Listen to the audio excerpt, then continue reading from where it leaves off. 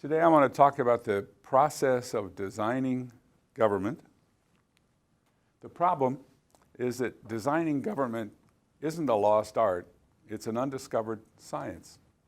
Now, I'll give you an example. We talk about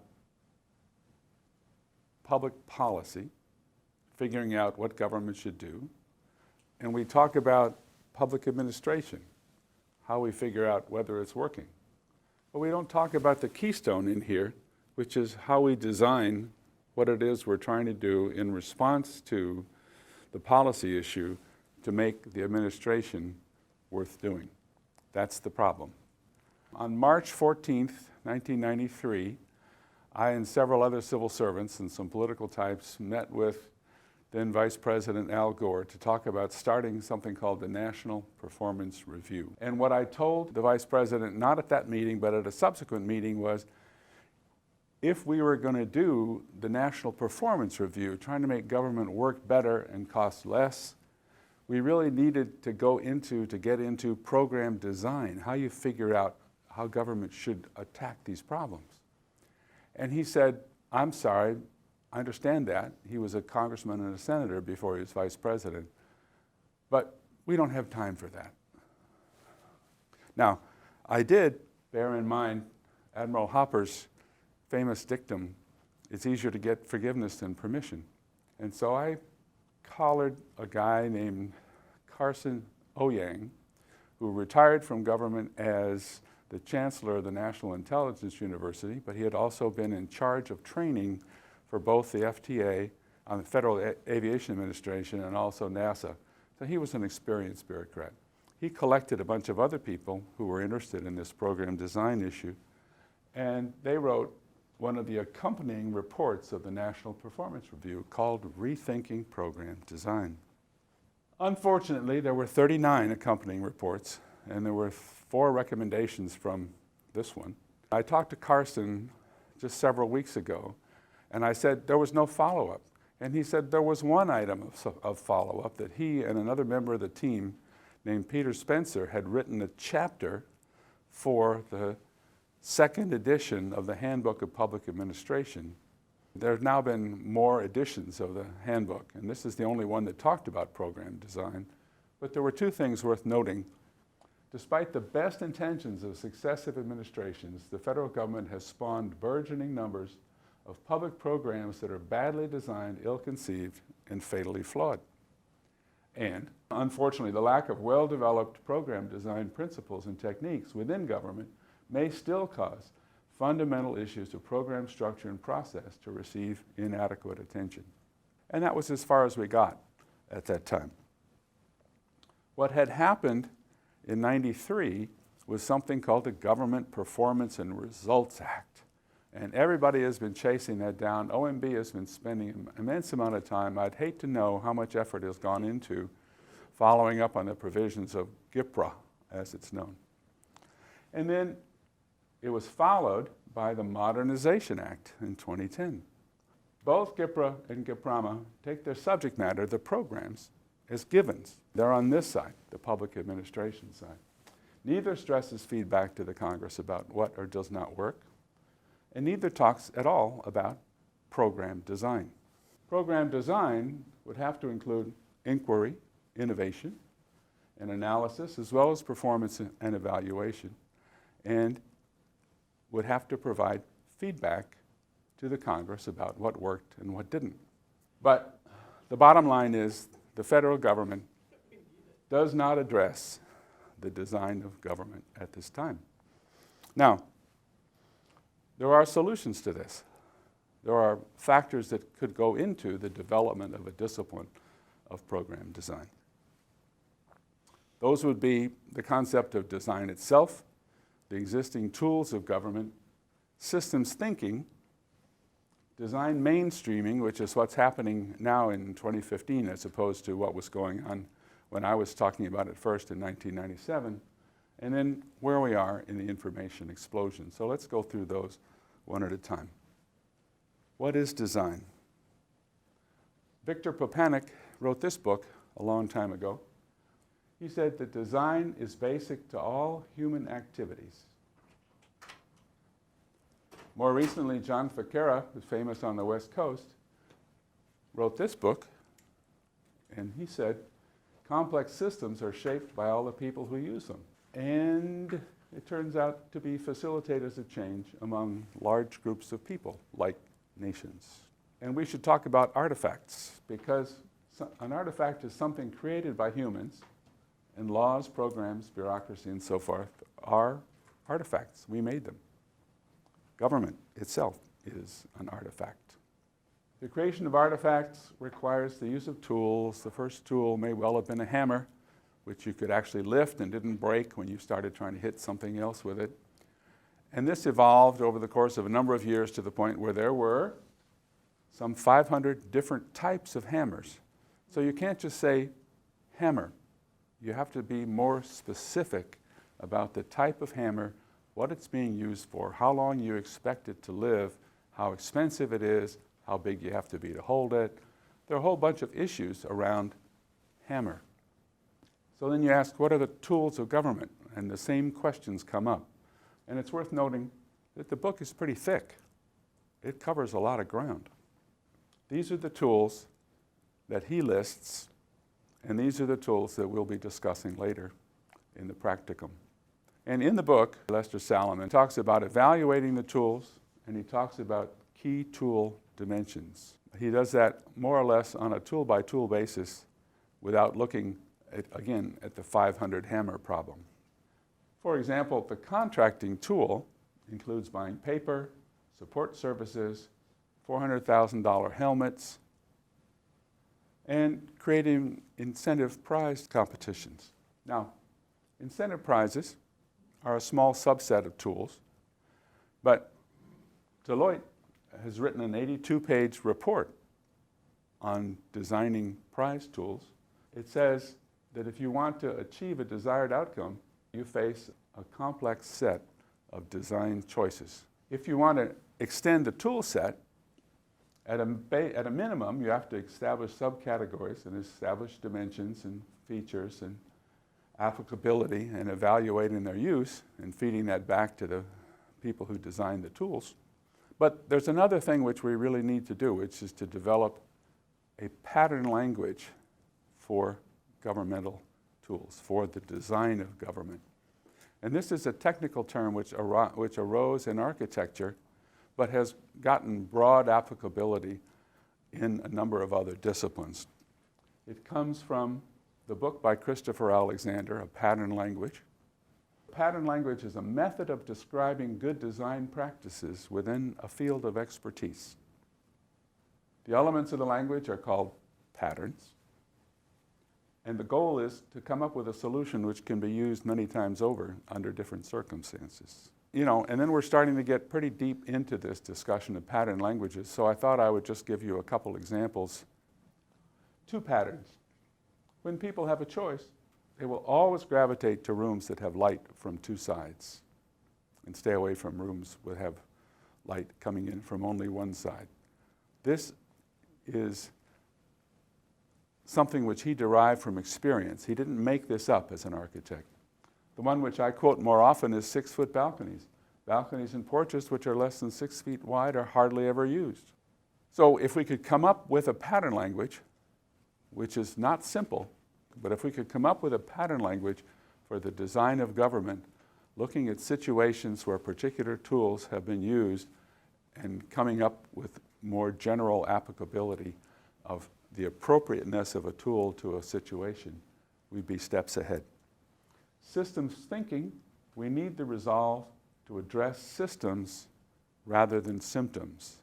And too often legislation and government is attacking symptoms and not systems. It's a book by Jay Forrester, Urban Dynamics.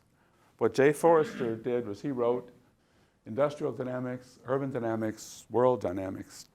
He gave us the term counterintuitive behavior of complex systems. I think many people are familiar with unintended consequences. But if you have a sufficiently complicated system, pushing on it, it will often push back. And that's what Forrester meant by counterintuitive behavior of complex systems. For example, The stop and frisk program in American policing was supposed to produce safe streets and reduce crime and vandalism. It didn't seem to work that well in Baltimore just a few weeks ago. But perhaps more significantly, in Chicago, between 2004 and 2014, the city government paid out $500 million in compensation for police misdeeds. Even in Chicago, $1 million a week could be better spent than reimbursing people for police misdeeds. System dynamics is an approach to understanding these complex systems using the language of cybernetics. Complex adaptive systems, again, are what Jay Forrester was talking about. But again, he's talking about any human social group-based endeavor in a cultural and social system, such as political parties or communities. This is clearly related to the problem of program design. System dynamics models are an excellent tool to help understand the past and anticipate possible futures, but we can't forget that all models are wrong, but some are useful. We don't expect perfection, either understanding the past or anticipating the future just from modeling. To use one specific from the world of cybernetics, Ross Ashby talks about the law of requisite variety, and rather than explain it, I'm going to use an example. Phase 4 souvlaki. President Nixon's wage and price controls were unenforceable. Friends and I used to go to a Greek restaurant on Capitol Hill, just a few blocks from the Capitol, and order souvlaki. And the price was fixed. But the quantity, the size of the portions, we noted, kept going down. Now, there was no way the federal government could enforce portion size, and therefore, you couldn't enforce Nixon's wage and price controls. And the government, as a matter of policy, should not pass unenforceable laws. Prohibition is a prime example of that. Now, Ashby's law is a law of nature like gravity. You can't violate it. But it is possible to design around it.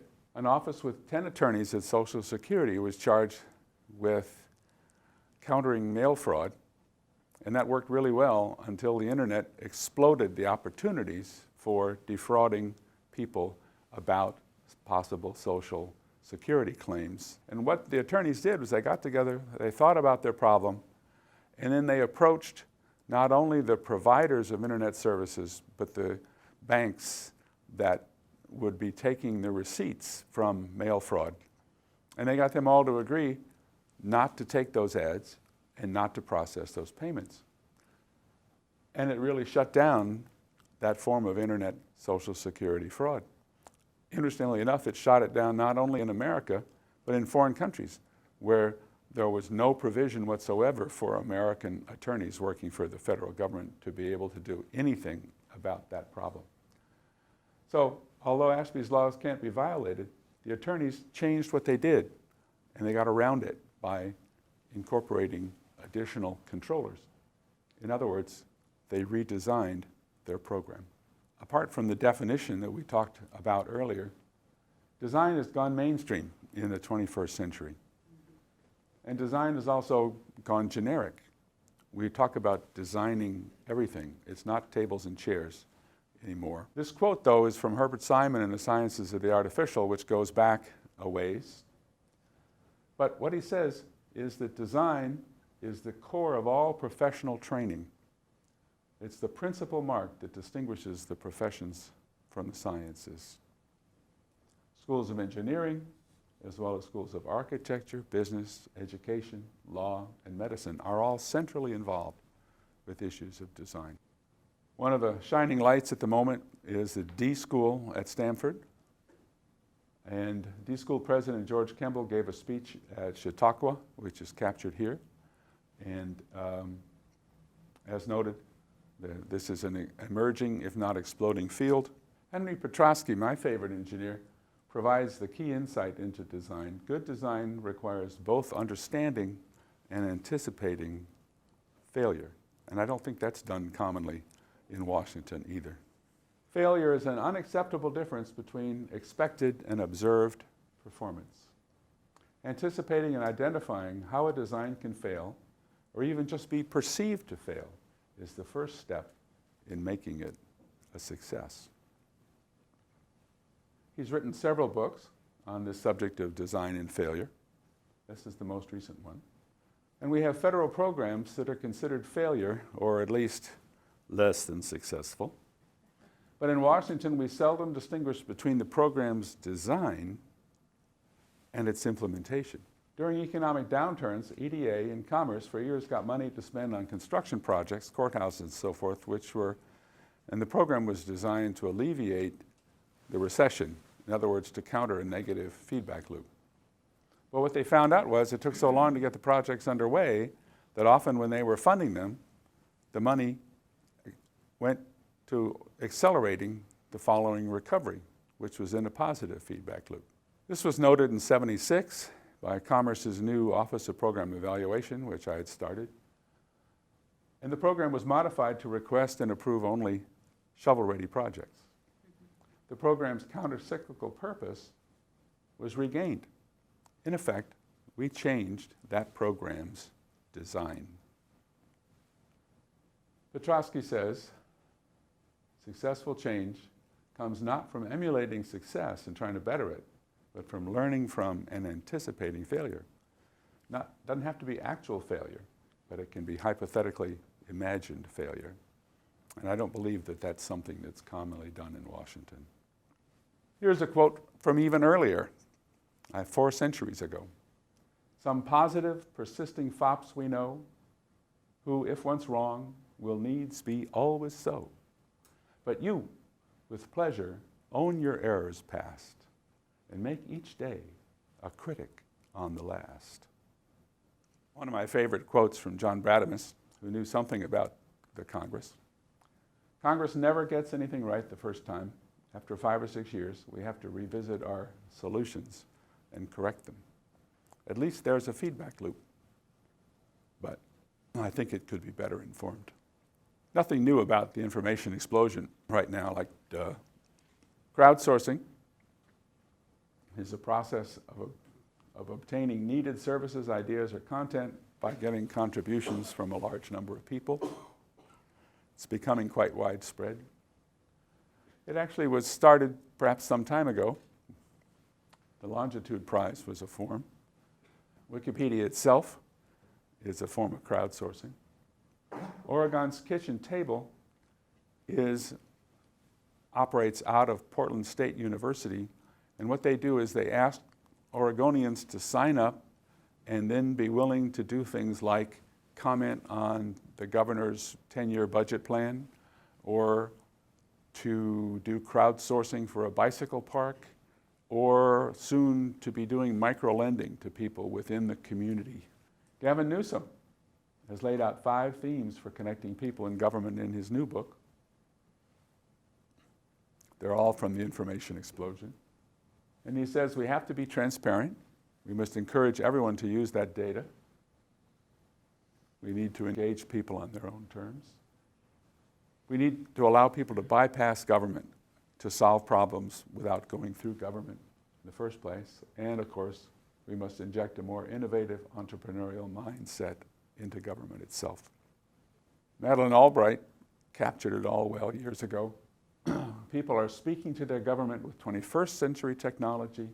We're listening with 20th century technology and responding with 19th century policy. So why must we improve the way that government intervenes and makes things better in this society? 2 of the senior editors at The Economist have given us one set of answers to that. They say that the first 3 revolutions were Thomas Hobbes, John Stuart Mill, and Beatrice Webb. And then they talk about the assumptions that government is often stuck in, dating from Alfred Sloan's days with General Motors. And they say that the challenges from the East, Singapore and China in particular, mean Western civilization must do better. There's another voice, which is Francis Fukuyama. And he would say the liberal democracy remains the best system, but unless liberal democracies can somehow manage to reform themselves and combat institutional decay, history will end not with a bang, but with a resounding whimper. So, how do we design the design of government? And who should be involved? As Herbert Simon said before, design is the core of all professional training, the principal mark distinguishing the professions from the sciences. And he would argue that schools of engineering, architecture, business, education, law, and medicine are centrally concerned and should be involved. In my view, we are going to have to involve universities, where you find schools of law, business, education, architecture, in this problem of how do we figure out the pattern language, how do we figure out what will work, how do we engage more people, and how do we improve the process of program design? How can we invent a better government? And if not us, who? And if not now, when?